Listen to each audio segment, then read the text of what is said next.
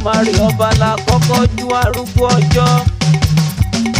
Ọba tó ní mi, ọba tó lẹ̀mí mi, mo máa gbéga o.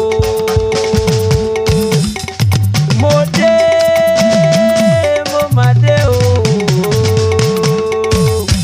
Mo dé nítorí òkè gbé rójúmọ̀ kí Àdùnfẹ́ Ọmọlára unit.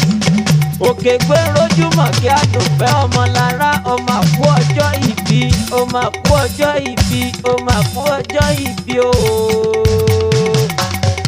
Ọmọlára mo ní ó rántí wípé ọjọ́ abíní sáyé ṣe kókó, ọjọ́ amómi ayé mà ṣe pàtàkì o.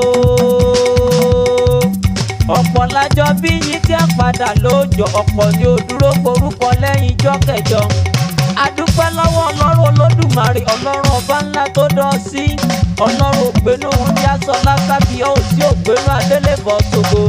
Ọba tọ́ba yé ń forí balẹ̀ fún la máa gbéga. Adúpẹ́ adúpẹ́ adúpẹ́ adúpẹ́ adúpẹ́ ọmọ àkú ọjọ́ ìbí o. Jùmọ̀kẹ́ ibi gíga làbọ́jọ́. Ibi gíga la ó máa bọ̀.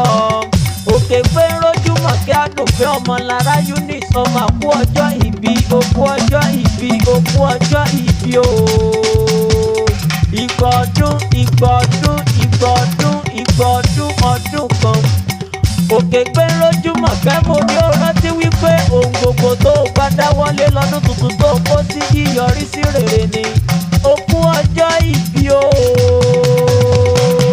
Òkú ọjọ́ ìbí o. Èmi náà ni Dr. A.K. Akewi.